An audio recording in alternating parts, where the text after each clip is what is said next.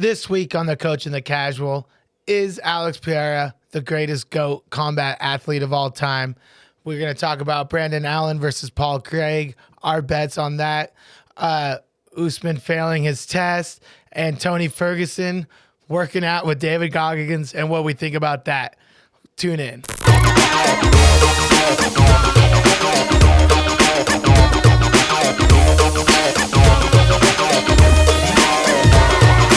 I think the first thing that we should kind of discuss today is your outfit. What do you mean? What am I wearing? Well, would you? I look like Mike Tyson. No, you look like you got kicked out of the original NSYNC. NSYNC's cool, bro. I'm in schools all the time. You know? would have been the Nick Legay of NSYNC. Yeah, I'll take that. But honestly, you got more chicks than you could ever even imagine. See, that's what's funny. He's like, you don't have any swag. Yeah, I look good though. You look like you're wearing did you just get off the golf course there, 60-year-old man? No, or just left the gym. Golfing season's kind of over for the year. You went and spa'd this morning with all the old guys, loosen up, and then. Okay, here's an honest question. What do you do when you go to the gym and there's a bunch of old naked dudes in the sauna? Do you still get in? Of course. If I'm there to sauna, I'm there to sauna. Are you looking straight at your phone, or how much looking around? I don't bring my phone. I'm there to just meditate and work through my. Okay, so where do you keep your eyes when there's a bunch of dudes in there, butt naked? On cocks only. Okay. We didn't get to watch these last fights together, but you ended up watching the fights, right? Yeah, and so did you. I mean, Alex is the GOAT. Well, first let's talk about the heavyweights. I was really surprised. So it was Tom Aspinall versus Sergey Pavlovich. Mm-hmm. And I put my money on Sergey because Tom was on 2.5 weeks' notice. Sergey's got 10 inches of reach and just knocking people out left, right, and center. And Tom pieced him up. It was filthy. Dude, well, here's the thing. You look at Tom's record, and everyone sees his 3 losses. But a lot of people don't realize his 1 loss in the UFC to Curtis Blaydes, he blew his knee out in 10 seconds. He threw the first kick, and then he sat down and fell over. He's and so, that's you know what I mean? He didn't really lose. Lost 1 fight early in his career with an illegal elbow, so he threw an illegal elbow. That's not really losing. And then he got heel hooked, which you know how that happens. It really happened even to the best. Yeah, it happened to you. So it can happen. You get Tom. Even to the best of us. Yeah, you get the best. I mean, I think he's an undefeated. What would he do against John Jones? We don't know, because the Curtis Blaydes fight didn't play out, and we don't know what he'll do against wrestling. Well, that's been my big. A couple things. One, first, when I look at heavyweights, it's weird because you got heavyweights like Francis and like John, even like Stipe, where it's okay, these guys are still elite fighters. They're cut up and everything. But then you watch guys like Derek Lewis, or you watch this fight, and they don't look as clean. It looks more like a brawl than it does a technical fight. But is that how you guys view heavyweights? Well, heavyweights don't need the technical part because the power is such. I mean, look at Alex, the lightweight or light heavyweight. He just throws that left hook right there, and the fight's over as long as he lands it. And that's the thing is wild is heavyweights can be sloppy because there's just a power difference. But I think Tom is the new breed. I mean, he was movement. He's dancing around, pop, pop, and he moved, pop, the 1-2, pull 2. That's something you see. The way he moved is something you see lightweights move. Well, this has also been something just from that fight. So I bet Deuce, and I lost a bunch of money because I bet on Sergey. Deuce is always taking my inside. Your inside. We were talking about when I was getting cut up, But what I've noticed there's a lot of times in history where somebody takes a fight on 2-3 weeks, basically have no camp, and they do better. It's like what Bisping did against Luke, right? Yeah. So is there some merit to not having to train hard for 8 weeks? And that's the hard thing, because there is that merit, I think. Someone just comes in stress-free, and then Tom just seems like a guy that's in the gym all the time, so it's not off the couch, But, I mean, if the fight goes longer than a round, the camp is needed, Yeah. Once they get out of that first round and you're tired and you didn't get a finish, I mean, that's there's just not enough oxygen in your body. So how much would you say, and this will come up when we do the Tony talking, but did you ever have a fight on short notice? Or No, have I always have you had like full camps? like I've had like shorter camps. The shortest notice is on the Ultimate Fighter. You get 3 days, and so those are. But you already know you're fighting. Yeah, so you're like in the tournament, and so you're training. So like most of the time, one time I was training for a fight outside, and it was still the toughest fight I've ever had, and it was outside the UFC, like one of my early fights. And then the dude I was supposed to fight got hurt, pulled out, and so I was like, oh, I don't have a fight. It was like I think where is it the Outback Steakhouse, eating some steak, drinking a beer, and they smoking a blunt earlier, and then they call me and they're like, hey, someone else fell off the card. We're going to bump you up. And I was like, oh, shit. And then it was like one of the hardest fights ever. But I was like training already for it. So it wasn't like, I don't know, that big of it. What do you, let's say you have a 2-3 week camp. You never had to do it, but Bisping did it. And when he tells the story, he gets the call. He's up in Canada shooting a movie. Yeah. And he immediately starts running 10 miles, right? Yeah. So let's say you only get 2 weeks. I do that whether I had like 8 weeks. They call me, they're like, hey, you have 8 weeks for a camp. I'm like, all right, I'll be there. And I hang up, I start running, and then. So in that 2 weeks, what you're not really focusing on, I mean, you're watching some film, but not really. Is it all cardio for 2 weeks? Or no, what does that 2 weeks look like? I mean, that 2 weeks to me, I mean, if I was coaching someone and that was our like opportunity and we had to take it or whatever, it wouldn't be any cardio. It would just be about like peaking, because everyone always thinks you want to be overtrained, but you'd rather be undertrained in a fight than overtrained. Because then you got more, less injuries. Yeah, less injuries. So I would just be focusing watching footage, because a lot of people build confidence. Like people watching footage, like you think about a fighter, for instance, like, Sergey, and then like Tom was like watching, like, oh man, he's a scary guy.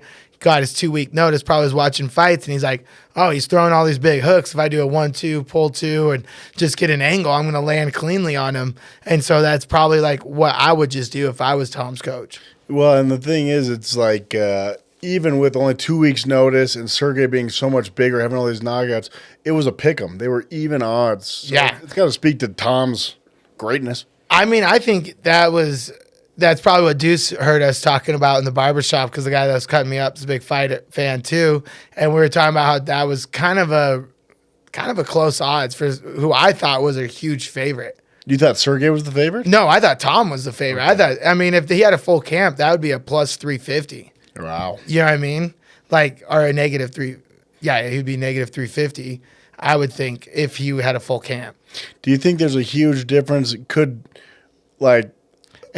Sergey doesn't really get finished, and that's probably why the odds were close. Do you think there's such a huge difference? Because, when I'm going in, I'm going against a brown belt who I outweigh by 100 pounds. They still whoop me easy, right? Yeah. But at that level, I mean, you probably wouldn't say that Tom he's probably not a jiu-jitsu black belt, right? He's a striker?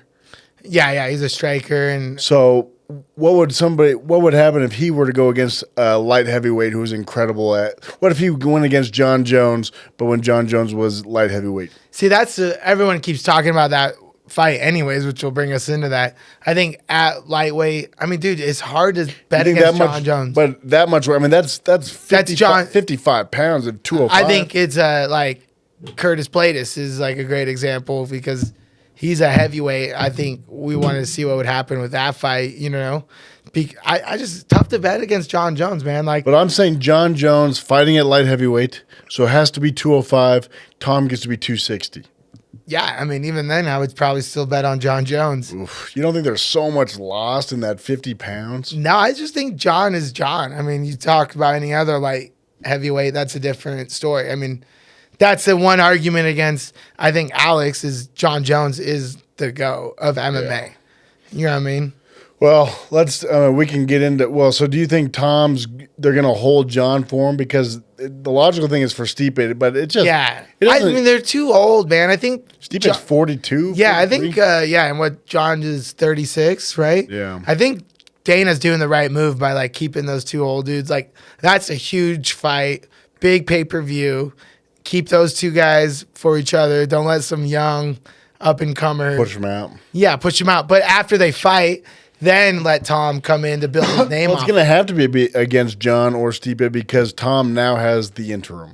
Yeah, and it's going to have to be against the winner of that, which I think that's the ideal situation if you're Dana White. Like, get a heavyweight fight. You don't think that Tom gets to, because John isn't going to be ready for 7 months. Yeah, but think he gets doesn't want to break that fight up, dude. The Stipe John Jones fight. That would force Tom to wait a whole year as the interim. I mean, so somebody else would fight for the interim. That doesn't make sense. I could see them doing that. That's never been done before. But belts sell. That's the thing. Belts sell. So they want belts out, even if it's too, like they've done it with the lightweights. Mm-hmm. They did that. They've had a sitting champion waiting to come back, but still had somebody defend Tony Ferguson versus Justin Gaethje. Yeah. Defending the interim. Huh? Yep, and that's what that was. You still get full pay-per-view points if you're an interim champ. You get still marked as a champion. You know, I don't know about that. That's a good question. Because if I'm Tom Aspinall and they're making me benched, they better pay me full pay-per-view points if it mark me like a champion. Yeah, I better be it because I'm a champ versus champ fight. But I think I like that idea is have Tom Aspinall defend Curtis Blaydes rematch because that's a big sale because he lost to him technically because of the torn knee for the interim title. Winner of that fights the winner of Jones Stipe. Okay, also it's Curtis Blaydes. Why do you keep saying Blaydes? Okay, so which brings us to the next point. Pereira. Is Alex a combat sport GOAT? I wouldn't call him a GOAT, dude, because he's not a wrestler, and he comes from Brazil. Coming from you, not a wrestler. Yeah, Shut up. Yeah, that's my wrestling background. Yeah, I'm saying is that Anderson, he put Chael out with a triangle. Do you ever see Poton putting anybody out with jiu-jitsu? Hell no. His whole thing when he gets put on the ground is to stand up. Yeah, but like being all of his jiu-jitsu is defense and standing up. But that's fighting. Yeah, but that doesn't make him a GOAT. A GOAT is somebody. Anderson Silva is a GOAT of MMA. Yeah. But like, and then, I mean, he did do his boxing. You're saying combat sports. I'm saying combat sports. Because, okay, DC said, is wrestling harder? Wrestling is harder than winning a Glory kickboxing championship. Maybe because there's a lot more wrestlers in the world. Well, but wait, hold on. Just because you can wrestle doesn't mean you can fight. And we see that a lot. That's what Cejudo said, though, too. He said, what do you love more, your belt or your gold medal? And he said, wrestling is the hardest sport in the world. Yes, and it's a sport. And just like jiu-jitsu, you could be a world champ jiu-jitsu, just like Gordon Ryan, but can he fight? No, you cannot fight. And just like all these other wrestling world champions, they can be a wrestling world champion and win the hardest sport, which wrestling is the hardest sport in the world, and they win it. And then they're like, yeah, I'm the best in the world, but I can't go fight. Win a Glory kickboxing championship, teach them a technical stand-up, and they can fight. Yeah, but the thing is, if you're saying combat athlete, it has to be well-rounded. This isn't UFC of 25 years ago. It's like it is well-rounded. I beat Yuri, who submitted his coach Glover, who's a black belt in jiu-jitsu. Right, but look at like Rampage says that he was volume 2 of champions, right? So the originals were Don Fry, these guys that were just they went into that tournament having one strength and being tough, seeing which one was the best, and it turned out it was jiu-jitsu at the time, right? Gracie's came in. It was set up for jiu-jitsu. Otherwise, there would have been some other guys that they didn't allow in the tournament that probably would have smashed them. Done some things to them. Yeah. Okay, so then volume 2 comes in Rampage, Chuck, Tito. That's volume 2. Those guys stepping into this world now are dead men, right? Yeah. And even Rampage will say that. So those guys, they were good at their discipline and then learning the other ones. But now in order to be considered a GOAT, you have to be great at all of them. Yeah, which I think in the UFC, it proves it. Yeah, but what I'm saying is that Alex is not great at jiu-jitsu. Here's my question. That's like saying that... let's have, the Olympic gold medalist of this year and Alex Pereira fight. Who's winning that fight? Well, yeah, if it's a street fight, for sure, because it's not going down. Or even you're saying the greatest combat athlete of all time. What that means that they have to be able to... You're overestimating... wrestler, like as someone that's wrestled my whole life and is in wrestling. I'm saying specifically jiu-jitsu. You do not have to be a good athlete to be good at wrestling. You can just be tough. And so I'd go play basketball like with our wrestling team and they literally I'd be like, you know what I mean, and play soccer and run circles around them. So that's what, but in kickboxing, you have to be a lot more athletic. Yeah, but how can you say greatest combat athlete of all time when you have Anderson Silva in his prime Yeah. beats Alex Pereira? No way. For sure. No For sure. way, dude. Anderson Alex Silva, incredible sleeps striker. him. Look at what he did to Damian Maia. He was messing Yeah. around. But that's, yeah. And Alex, his main thing is he needs to be walked down. Look what he did to Strickland. He had to be walked down. Alex Look at what he did with Izzy. He had to be walked down. Yeah. He's not walking anybody down. Yeah, that is a good point. And he did do a good job pulling He's a Yuri. counterpuncher. Pulled Yuri into that straight. But I don't know, dude. I think that's the worst kind of style for someone like Anderson is like just a fast power puncher because he's always moving and clowning and his hands down. Look at like Chris Weidman knocked him out with a left hook because he plays his hands Yeah, down. but Chris Weidman was walking him down. Yeah. So two counter punchers against each other. I don't know. And, Yeah. And by the time he got beat by Weidman, Weidman. But like, okay, so then here's my question. By the time he got beat by what Weidman, does he was already out of his prime. What does Alex have to do in order to I be? think he's too old. I think it's too late. He never can be that. He's a I don't think two-time. He's a two-champ right now. He is Didn't the Anderson current defend the title light 16 heavyweight times? champion of the toughest organization in the world, the UFC. Yeah, but how tough is that light heavyweight division? They got 3 top guys. Dude, it is tough, bro. Anderson came up from defended middleweight. 16 times. Yeah. Poatan has never defended a belt. True. Never. I think he needs a couple title defenses to get in the Ever. conversation. I mean, The Khabib thing- only defended his 3 times, But Khabib never lost a round. and the only I would say round, Khabib's probably one of the greatest grapplers. I wouldn't call him one the of only the thing that greatest. lasts. I mean, you've seen Alex. Yeah, did he get knocked out by Izzy 1 out of the 3 times he beat him? Yeah, probably because I he's don't count cutting the away. first 2. I don't count the first 2 at all because Why? that's you don't when you're doing kickboxing, you don't need to worry about being taken down at all. Oh. At all, right? He's beating him at his own game. Yeah, so that's It'd what be I'm one saying, thing. though. Okay, if Alex or if Izzy How much was a more wrestler. did Poatan weigh than Izzy the night he got knocked out? At least 20 pounds. Yeah, but it doesn't matter because his brain wasn't fully hydrated. You can't take a shot. At least 20 pounds. And what happened in that fight? He walked Izzy down. Izzy knocked him. Dude, you're such an Izzy. You're The second you're gonna that go watch the second some that he starts Frozen pursuing- and get your nails painted and be like, Izzy's the man. Did Izzy you is see the man. No way, bro. The second that he walked down an opponent, he got knocked out. Yeah. Period. Yeah, He's a I mean, counter puncher. Bro, he beat the current middleweight champ. He's current Strickland. He knocked out Strickland. Who was walking You were him there. down. You were there. I was there. He you were was there. walking him He down. put him into fucking the spirit realm. Boom. Yeah. Izzy, he got beat. Imagine Didn't defend a title. if Alex started training when he was like a little kid. Yeah, well, imagine if my aunt had a dick, she'd be my uncle. But Hey, 2023, we can do that. we can have so many hypotheticals. Does she have but- big forearms? Yeah.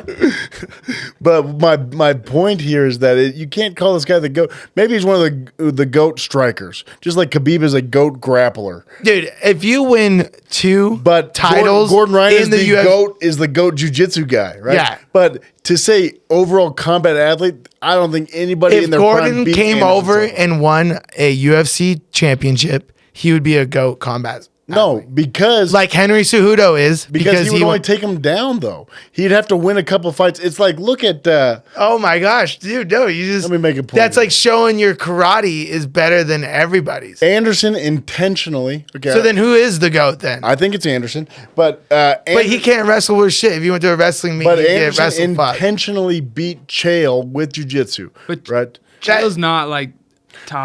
But Chael's top Chael's been wrestler. Chael's one of the He got top ground submitted guys by in the Jeremy world. Horn 3 times. Okay, Chael's one of the top wrestlers in the world. Yes or no?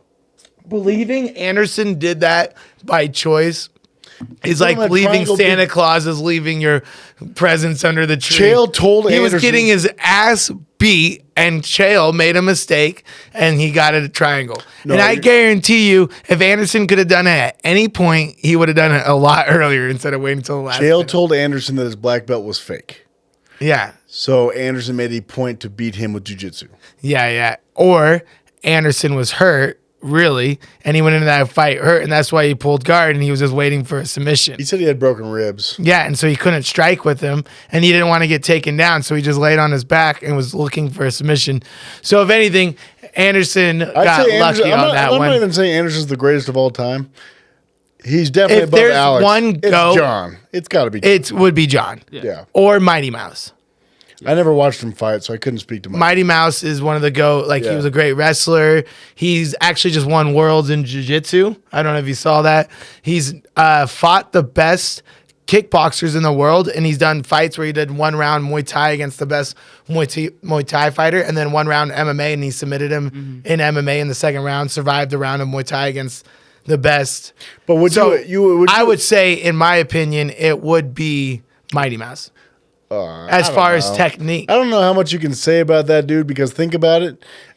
Size does matter. He's not. He's. Oh, God. Hold on. Damn it, dude. Here's what does he fight at? 125. Yeah.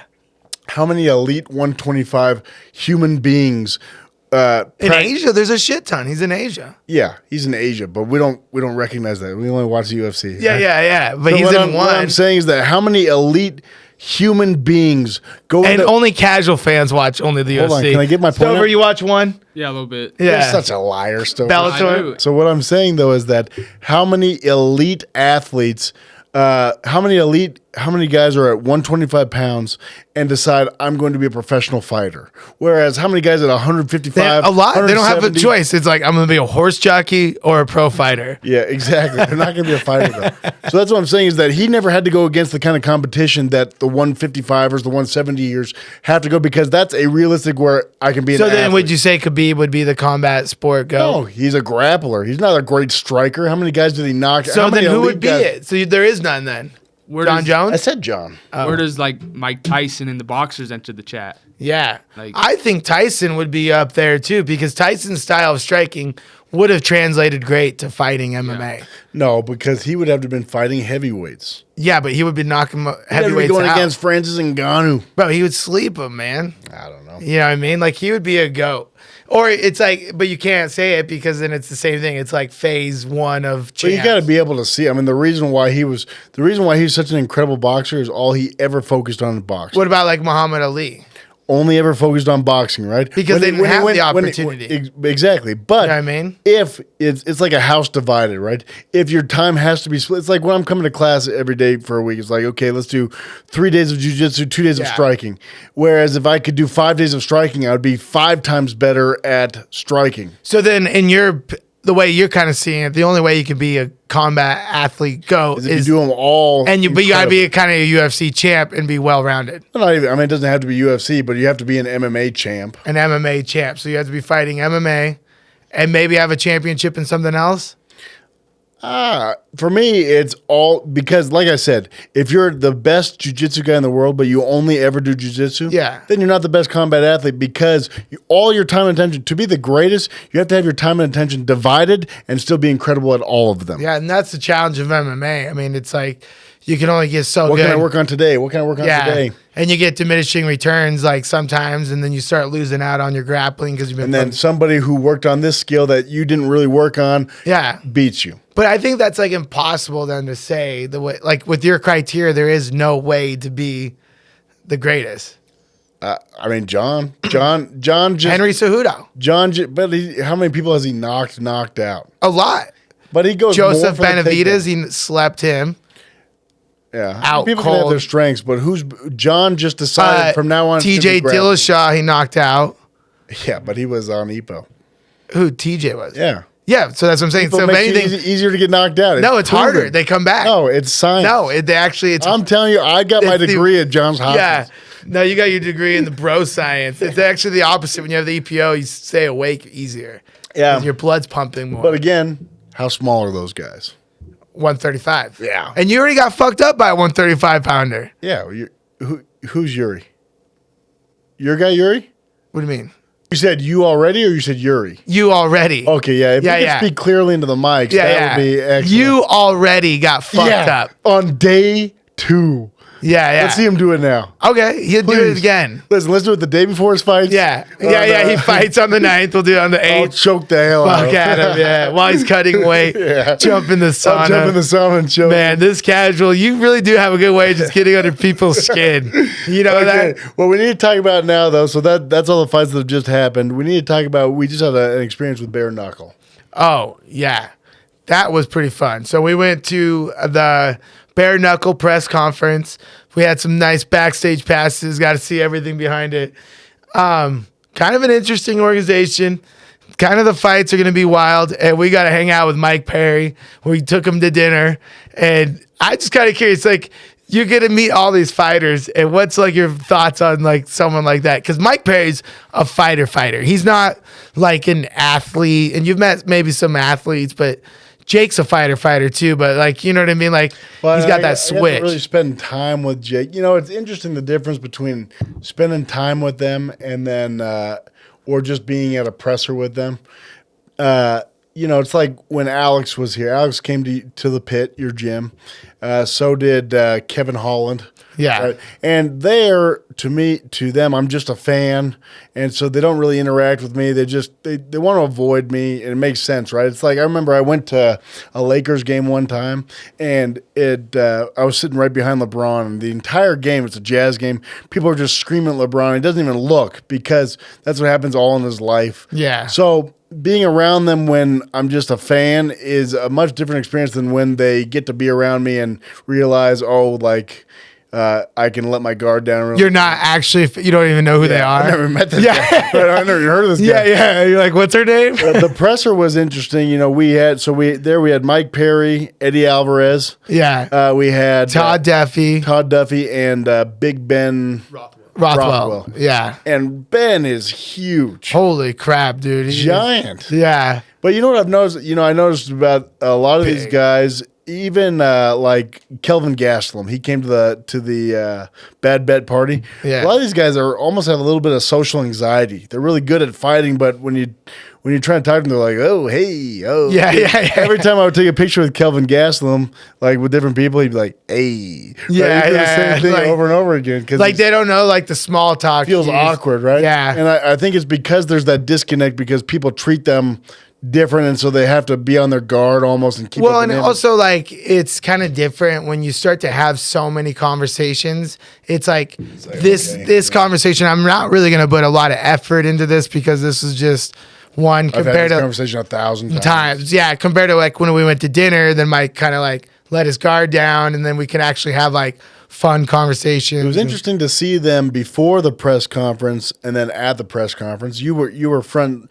It almost there's some level of camaraderie there, but you could tell that Eddie was feeling awkward, whereas Mike is very loose and just having a good time.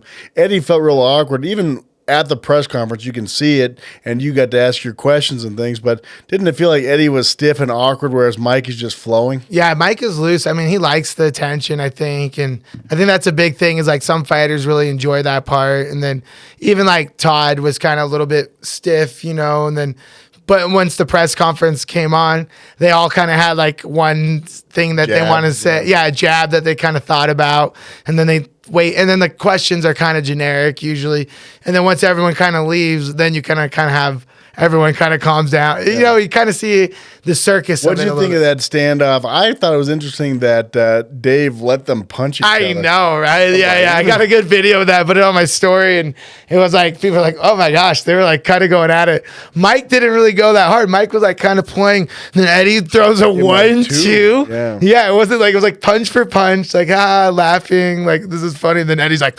pop. And I was like, oh my god. I also thought it was like, you remember, then Mike walked off the stage, but he had to jump off the stage because there was no staircase. Yeah, there was no stairs. This is awkward. Yeah, it was kind of awkward. But I think it's like when you see it on TV, a lot of the awkwardness like comes off. Yeah, like they're not. They only see the conflict. They don't see the normalcy afterwards. Yeah, and like that's a big thing is like you don't see the like everyone turning off the cameras and then being like, "Hey man, you're punching me kind of hard, bro," and like laughing about it, and then then they turn the cameras back on because then that schmo guy did his interview, and you see him right away like back to aggression. Yeah, and you know that was one thing that was really interesting. Like Luke, he's the same way. Like when the cameras are on, he kind of like, I mean, myself included. Sometimes when the camera turns on, I can feel myself get a little bit more jazzy. Animated. What? So you know, what was really interesting to me was we were shooting a podcast for some other guys that were interviewing all the fighters through Bare Knuckle. And to be honest, I think Bare Knuckle is a very cool organization. It's interesting. You know, Dave said something that because for me it's gory. It's kind of gross to watch. But he said something that was really interesting. He said bare knuckle is one of the most relatable things in the world because everybody has been in or seen a bare knuckle fight. You know what I mean? Everybody's been punched in the face or punched somebody in the face. Or while a cage fight's kind of like a race car. Like, I would never really get into Formula One. There's so much nobody's 99.9% of the population has never had to put on a gi or had to, go roll jujitsu. Get your hands wrapped up for. But most people have seen or been involved in a fist fight. And like where they break it up and make you stand close. Hey, get back in there. And people just swinging, So, it's still hard to watch, but it's still. I like the organization. I mean, it's interesting what they're doing and they want to pay the fighters well and they want to do cool stuff. It's just interesting to try and see an organization come trying to break in, and I think they've done well at breaking into the mainstream. But what's your thoughts on people continuing to just trade on the UFC's success? Because that's what Jake Paul does. That's what Bare Knuckles doing. He's just using old characters from the UFC. I think the surest I feel like, though, it's like it shows, if anything, the strength of the UFC's brand. You know what I mean? It's like, I think the surest sign of an organization being better is them breeding their own champions and own personalities, Yeah, and but you see, like the Jake Paul, he's only making money because he's fighting ex-UFC fighters. Yeah, and he's using that to get, which, I think is better for the whole thing because Jake starts making more money, then everyone makes more money, and it kind of pushes the limit. Like, hey, Jake made this much money, and then, or Tyrone Woodley made this much money getting knocked out by Jake. And then everyone's like, well, we got to keep our champs. Competition. And a little competition. But I still think it just shows, at least in the U.S., like the might of the UFC. That it's become like a rollerblade brand where they're called inline skates, really, and everyone's not going anywhere. Yeah, like people don't know it as MMA. They know it as UFC. I mean, which is kind of interesting because PFL just bought Bellator. PFL's trying to make moves, and I'm like, they got a great thing going, but viewership is just not. Yeah, it's not UFC. I don't know anybody in Bellator other than if they left the UFC. Yeah, you don't even know their greatest champ, right? Patricio Pitbull. Yeah, never heard of him. Yeah, exactly. Never heard of her. Never. And he's like one of the goats. What's he fight at, 115? 155. Yeah, actually a few weights champ. And that's exactly it. Like, you don't even know who he is and you're a very casual fan, but he would be one of the UFC's like multiple world champs. Why doesn't he get to come over? Contracts. Money too. Money. He probably makes way more money. Contracts, and then now he's out of his prime. So we already missed him going against the top guys. So it's like almost, I think there's got to be an NFL style, like, and like the American Football League and then the National Football League kind of came together. Maybe, but then it's like the UFC. Why? Yeah, the UFC. Dana said that. Someone goes, hey, why don't you co-promote? Did you see that? And he's like, WWE, right? No. Why don't you co-promote Francis Ngannou versus John Jones? And he's like, we tried that. He's like, why the fuck would I need to do that? Yeah. He's like, dumbest question answered, or asked. I'm like, which is true. What a dumb question. Like, why would you help I'm already build? At the top. Why would I help that guy? Because at the end of the day, the Tom Aspinall surgery probably gets more viewership than Francis versus anybody in the PFL. The viewership for France. You see that? Did you see Ariel and Chael going at it? Yeah. And they were actually arguing two separate points. Ariel was arguing that it was a good move for Francis, which it was, and Chael was arguing that there was no viewership, which there wasn't. Yeah, exactly. But so they're both right. Like, it was a great move for Francis. He got paid, but nobody watched it. So later on, what's been really interesting to me is, when I approach fighters, right? I mean, I was running the podcast show there. I mean, at Bare Knuckle, doing all this stuff. I was bringing the guys in, telling them about everything first. But even still, they kind of were just, it was almost like I wasn't there. Then the second that they talked to you, realized that you were a fighter and everything, and then you told them, hey, yeah, that's my partner. They get so much more open to talking to me and hanging out and everything. Why do you think that is? Yeah, I mean, that was kind of interesting. I kind of watched that. I was like, and once I said it, they were like, I mean, as you're a casual fan, so you don't give me the respect I deserve, Well, deserve is a strong word. Yeah, it's but like I was, you think you deserve, I was a fighter's fighter. Yeah. And so, like, I put on Wars, and they've all seen that. And, like, fighters all kind of, I think we kind of respect each other at the end of it. And then when, like, I say that, oh, that's my partner. We do, podcast together and we doing the production. They're like, oh, okay, this is kind of fun. Yeah. You know what I mean? And it, like, even with Mike Perry, once he brought his guard down, he was like, oh, I was like, you want to go to dinner? I'm going to bring my partner. And he was like, oh, cool. Then you guys actually got to have conversations and like that dinner was terrifying for you though, huh? it was terrifying.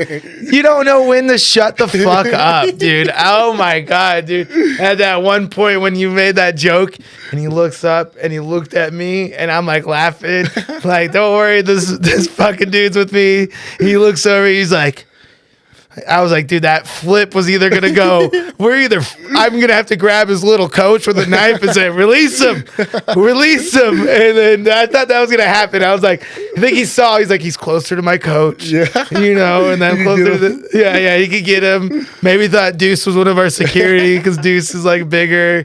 And he was like, ha, you funny. I just think it's interesting because these guys aren't, it's like Jake in our podcast. He said, I can joke around with guys like Jake, but some of these guys I can't joke around. But I got to imagine us being together, them knowing you're a fighter, and that they realize, oh, this guy's just messing around. And so I feel like I could definitely get away with a lot more than normal people. Yeah, like if I was there, you probably got your ass kicked. Well, he wouldn't even come to dinner. But yeah. I also Mike said he'd have problems with me. He said that? He said, like, if we were to go toe-to-toe, like, I'd create some problems. Oh, yeah.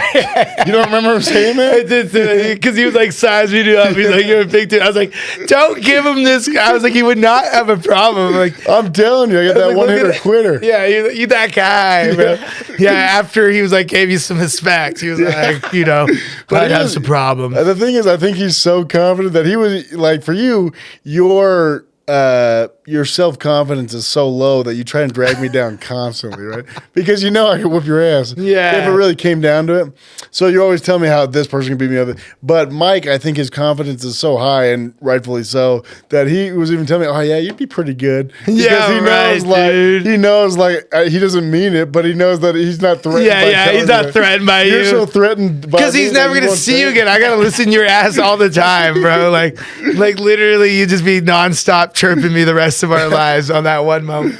So I can't, It was, but honestly, once he loosened up and he was having a good time, and he's funny, dude. He's a funny guy. He even said that he's like, I can talk differently at a table like this than I can talk to different people.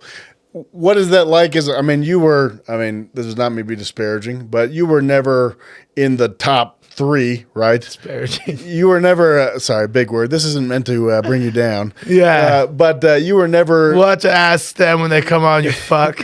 You were never a celebrity status like, even Mike and Bare Knuckle, but a celebrity status like, of course, Connor, but, you don't get recognized a lot walking down the street, right? Whereas Mike Perry would, or... It's like a comfortable amount. Like how Corey was saying, like you're out randomly somewhere and someone's like, hey, dude, I watched you fight. More so when I'm in the Middle East, though, because of my Middle East. Them. Yeah. But like, honestly, but it is like nerve-wracking sometimes because you don't know who these people are. But what it really comes down to, though, is interesting. And I'm a germaphobe, and everyone wants to touch you, and you're like, I don't know you, bro. It's crazy that you say you're a germaphobe with how gross you are. But I'm the cleanest dude bro. Absolutely not. I shower more times in one day than you do. It's like Jake said, I think you were saying on the podcast, and you were agreeing, is like when you go do these seminars, people are like, you remember you fought that guy? Yeah. So it must be nice for a fighter to be able to have a conversation not about something he's done 70,000 times. Exactly. And that's even like for myself why I've always dated and I'm with a girl that's really not into it. And like I even have a friend that plays basketball and his wife's really not into it either because she's like, but then it's like you don't go home and talk about it. You know? I think that's all wives in general are disinterested with anything that makes you happy. Yeah, that's true. I try to show my wife, look at my guns. She's like, oh, okay. That's good. Leave me alone. Yeah, look at our podcast. Our wives are like, my wife's never watched it. Yeah. Witz like watches it like one time. She's like, oh, I watched it one time. So that is true. That is a fair point. But like some of these guys are like, they're in it and their wives are in it and they go home, they talk about it, which is good for some people. But some people, I think, like, I don't know. Mike's girlfriend's his coach, so I wonder what their conversations are. That was one of the things we talked about at dinner. He actually kind of got like real deep into it, and he was like, I like to have my wife and my son in the corner because I like to give a voice to the little people. And he was kind of talking about it for a couple minutes. I think that was the point where you were getting scared because I was like, he actually talked 2, 3, 4 minutes, pretty deep, and it was cool stuff. And I was like preaching. I was like, I also like to give a voice to little people. That's why I always have Deuce around. Oh yeah, He was like 5'6". Yeah, that's why. And everybody was laughing, but Mike, he goes, "Oh, I guess I was getting too deep. Sorry." Yeah, And I think you were like, "Oh, is he gonna whoop?" Yeah. I thought, dude, that was a fun, dude. You were pushing the limits, dude. But honestly, I actually enjoyed Mike more than I thought. I would enjoy dinner. Like sometimes I don't enjoy dinner with fighters. Yeah. Some of them are just like only talk a about buck of themselves too rocks. much. Yeah, talk about themselves. And He was very interested, and also his coach JT, Yeah. out of Orlando, he was a cool guy to sit there and talk to. yeah, like they had like good stories and like interesting conversations, Yeah. And that's actually like one thing that made me even more of a fan of Mike, because sometimes you go to dinner with these guys and they're like, I don't know, it's just like pulling teeth to try to get him to ask a question, and Yeah. and even that's just kind of I think people that fight do have Disinterested in social- being there, whereas Mike, he kind of is where his feet are. If he's here at dinner with us, he's going to be present. Yeah, and that's one thing I really appreciated about him. Like he is where his feet are. Like he's at the BKFC, that's where he's at. They put him up on the stage. He's in that character, and then he goes. You know what else was really impressive about Mike was, he was talking about a couple of things that happened to that presser, and I don't want to get into detail, but we were talking about at dinner and just his fierce loyalty to JT, to his manager, saying, I could maybe get some more money on this on the side, but my manager is who made me. I would never cut him out, Exactly, yeah. And he was like, I'm going to cut my manager and everything. And so that was kind of cool, I thought, and we had a good time with him. Yeah. Okay, let's talk about bets coming up. Oh, wait, last thing, though. Yeah. We got to get into this Tony Ferguson running with David Goggins thing. So Tony Ferguson is training with David Goggins. That's one of the big things. They did Hell Week, and then do you see David? I don't know if it was fake. Do you know if it was fake? The David Goggins quote saying that he's running backwards on a treadmill 20 miles per hour and masturbating or something like that. Who knows, dude? I was like, who knows, dude? Who knows what the hell they're doing? Well, Goggins was just here in Utah, so they're not together all the time. But that's what I was going to ask is, like, in a 8-week training camp, how much is cardio? Well, like, because that's all Goggins can offer is cardio. Cardio, yeah. And like, what is Tony's problem? Cardio? No. It's never been cardio. Getting slapped, it's getting choked. Yeah, like if anything, I don't know what he needs. Who knows what he needs? He probably needs to retire and take maybe a lot of time off. And that would be the only thing. Probably gotta let his brain heal from that Gaethje fight. He never healed. And or in that Chandler knockout. Which Chandler was one that kicked him in the chin, right? Yeah, he just like smushed it. Dude, it's funny. All the memes, I love it because I think David Goggins was probably like, I'm gonna help this fighter, and Tony is a psycho, bro. I bet he's breaking him like, yeah, this is great. Let's keep this doing. Like shadowboxing. I bet Tony's eating it up, and David's like, oh man, actually I'm gonna go back to trading rich to fucking people like this. Or someone that's soft. So in an 8-week camp, how important is the cardio? It doesn't. For who? Tony doesn't matter. He doesn't get tired. For me, I don't get tired really either. So I'm fine. Like, because we were talking about Tom in the 2 weeks, and you're like, well, it's going to matter in round 3, 4, 5. Yeah, like I would get tired if I didn't. Like I have to do my running, and you have to do your running and your live wrestling and your live goes to build that base. But at round 3, at any point, everyone's tired. Like it depends if you want to be a fighter or not. Like the old Dana, you want to be a fucking fighter. Yeah. Like round 3 is hard no matter what, and you have to figure it out. But if you don't do the training, you don't have the glycogen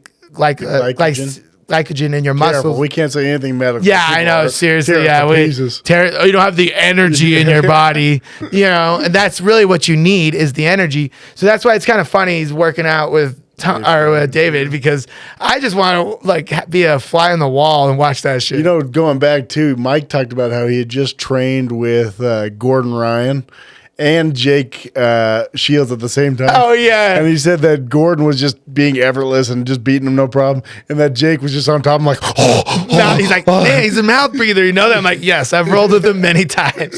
I know he's a mouth breather. And he was like, yeah, he was just breathing on me all hard. it's like, it was Abu Dhabi. He was like, bro, chill, get off me. Which, though, like with the Tony thing is, the one thing he probably does need that we don't ever want to talk about is probably the same thing that Usman was taking in the Bellator.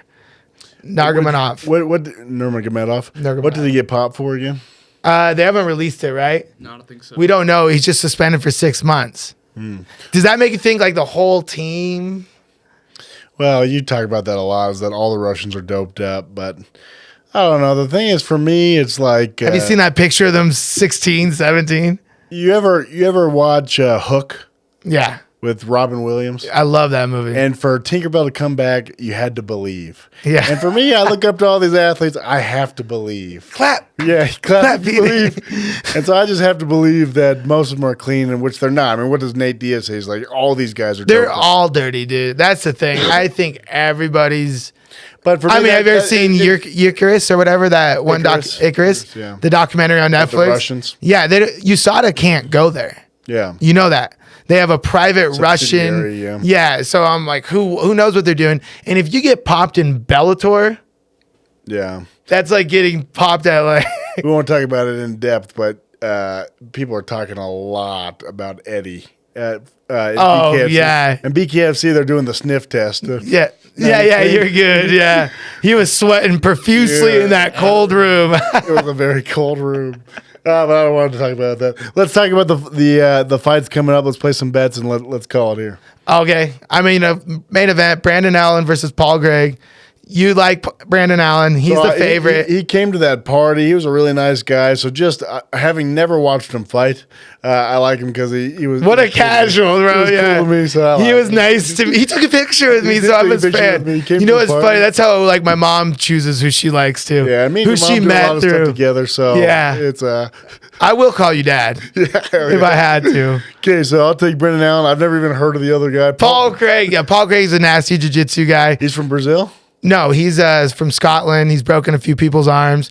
But like Paul Craig's like 500, and that's why he's a huge underdog. I think it's like plus 350. But I think that's a good bet. I'll take that all day. Bet. I'll bet $100. $100. Pay out 350. Straight up. Yeah, and then the next one we want to talk about is our boy Uros Medic versus Johnny Parsons. Uros is the favorite. I think he's going to pick the dude apart. How heavy is he favorite? Because last time he fought, he was in trouble. It was 2-1, so he's plus 200 or negative 200. But you remember his last fight, he was in big trouble. Yeah, and this guy he's fighting is a power puncher, so it is kind of like that is a tough fight for Uros, I think. But I think like as long as he keeps it technical, stays on the outside, circles the right way, and uses a little bit of his wrestling, he'll easily win. You that cornered him when he was here in Salt Yeah, Lake. cornered him. After that, kind of got to know him, trained him. I really like him. He's a cool dude. He trains hard. Okay, out of necessity of needing to be the opposite side of the bet, I will bet against Uros. But for me, I need some good juice there. You're betting 200, I get 400. So if Uros loses, I get 400. If he wins, you get 200. Deal. Bet. All right. That's a good one. And then the other one, you don't want to touch the co-main event. The Morales is this undefeated jiu-jitsu guy. He's probably going to murder the other dude, and he's like a plus 400 when he should really be Never heard of her. minus 400. Should be like minus I 700. made 300. We didn't talk about it, but I made $350 off of you off of Darby. Dalby versus Dalby. Bond. You don't even know, Oh, bro. yeah. Hey, that's why I don't want to touch the Dude, main he one used to because it's love like so another one of those. bad. I have PTSD. He just came out here looking like a Viking warrior. Yeah. That was easy. And that could be this one. That's why I'm kind of like the one Morales is undefeated. I don't know. To be honest, the betting odds on fighting is usually pretty good. Yeah. They usually get them. So I think I just got lucky. But okay, so we'll lock those two in, and we'll rate those after this next weekend. And then we'll be back to talk about our fights for December 16th. Yeah, we also have some fights coming up this next weekend. Real quick, just to give a highlight to some of the boys fighting here at Fierce Fighting on Friday. Oh, yeah. Friday night, we got our boy Talon. He's going for his third fight in about 7 months. Oh, Yeah, we'll Talon and put that Kevin. Kevin's fighting for the 135 amateur Fierce belt.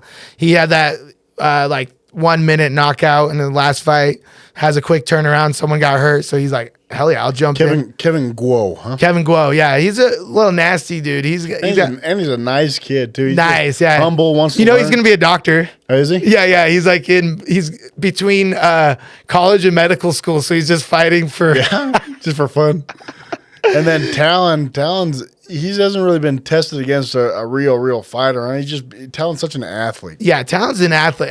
He's one of those kids that it's hard to test him at amateur because like there's just the athletic difference. Wouldn't you say Talon's main skills is just striking though? Would you say he's much of a grappler? Well, he's learning grappling. He's good at wrestling because he's just naturally athletic. And dude, he's just a good. You know what? I was like holding mitts for him yesterday, and I'm like kind of grateful that he doesn't have anything else, and he's so athletic because you can show him something and it locks in, so he doesn't have these bad habits that I'm trying to like break. I'm just literally training good habits. And so he's got so much power in his hands, dude. It's kind of scary actually, like how good of an athlete he is, and you'll be watching him on the main stage for sure. Love it.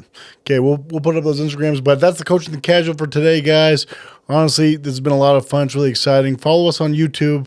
Listen to us where podcasts can be found, and we'll see you next week. Thanks for tuning into the Coach and the Casual. Make sure to subscribe on YouTube, Apple Podcasts, and Spotify, and share it with your friends. Thanks again.